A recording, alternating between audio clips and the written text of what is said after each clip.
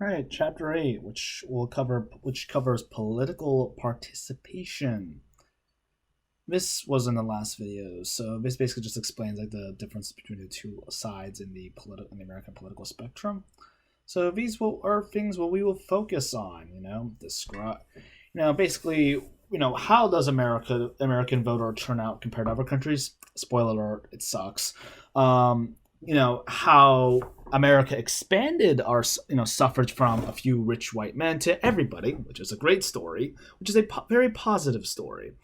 And explain what factors explain who participates in politics. So a little uh, term clarification here. Voting age population refers to all U.S. residents age 18 or older. By this measure, the 2012 national voter turnout rate was 53.6%. However, the voting eligible population excludes U.S. residents not legally permitted to cast a ballot. So, by this measure, the 2012 national voter turnout rate was 58.2%. And we can see that those two numbers have diverged ever since really the 70s. So, funny enough, we will get to this graph later, by the way.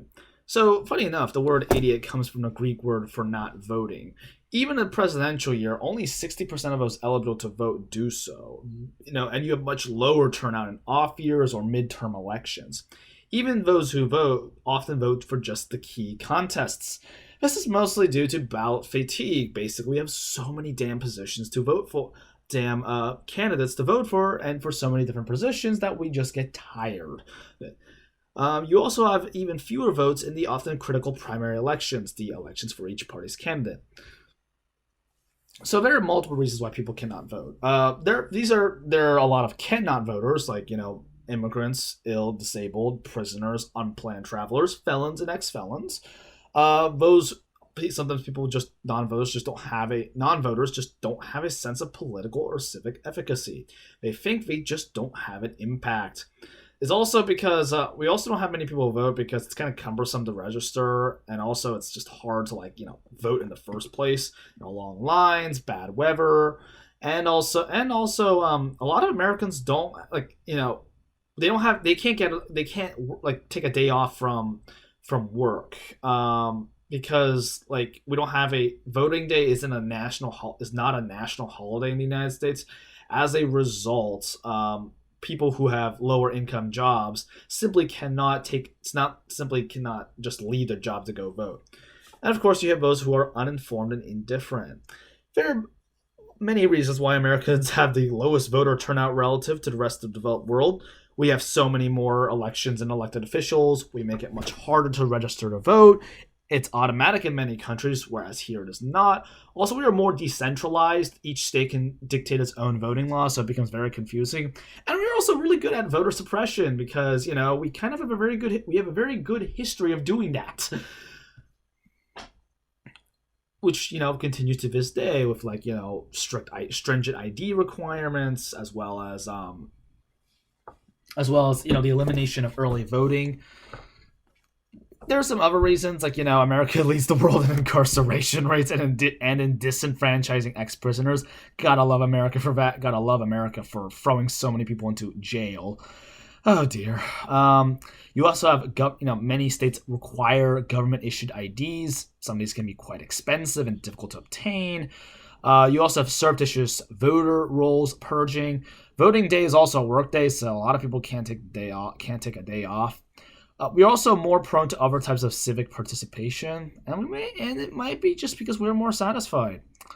So yeah, we really suck when it comes to voter turnout compared to other developed countries, And this is probably in a presidential year. This is probably a lot low. This is definitely a lot lower in off years or midterm year elections. So when we compare voters to non-voters, voters tend to live in contested areas. They are usually of higher income. They are more well educated. They are usually long-time residents of an area. They're comfortable in the community. They have a very strong party affiliation. They're passionate about an issue, and they tend to be black or white. Non-voters, on the other hand, are younger, unmarried, less skilled, southern, rural, male, and Hispanic. These are like the general tendencies, of course. So, we can see that here. Generally, those are the more educated and the higher of better socioeconomic status vote at higher rates than those who are not. And whites and blacks vote at almost nearly identical voting rates and much greater than that of Hispanics and Asians. Although Hispanic and Asian voter turnout is greatly improving. Now we see the same thing here. Like in the past, there used to be a significant gap in voting between non-Hispanic whites and non-Hispanic blacks, but that gap has steadily narrowed over time. In 2008, in 2008 and 2012, blacks for the first time voted at greater rates than that of whites. That's a great achievement in our history of the United States. Having a long disenfranchised and marginalized minority group finally get access to real political power. Also, older people just tend to vote at higher rates because of Social Security. Also, the non-Hispanic white share of the electorate has steadily declined since the 80s. They're still the majority, obviously, but this number is going to get lower and lower and lower as the years grind on. There have been multiple efforts to increase voting with, for example, early voting, absentee voting by mail for all, mail voting only with ballots mailed out to all, motor voter registration, get out the vote drives, and the First Step Act of 2018. Now, this is one of the happier stories, the rise of the American electorate, or basically the story of how a country transitioned from an elitist, racist, patriarchal, ageist oligarchy to that of a liberal democracy. Initially, we gave the right to vote to poor white men, and then to black men with the 15th Amendment. Big asterisks. We kind of took it all away from them when the racist South decided to say, "Hey, let's impose all these great, hurdles that will prevent blacks from voting, grandfather clauses, literacy tests, and poll taxes. And then if that doesn't work, we'll just lynch them." But that would only be resolved roughly 100 years later with the Voting Rights Act. You also have the direct election of senators with the 17th Amendment, direct female suffrage with the 19th Amendment. Poll taxes were abolished with the 24th Amendment, and 18 to 20-year-olds could vote with the 26th Amendment.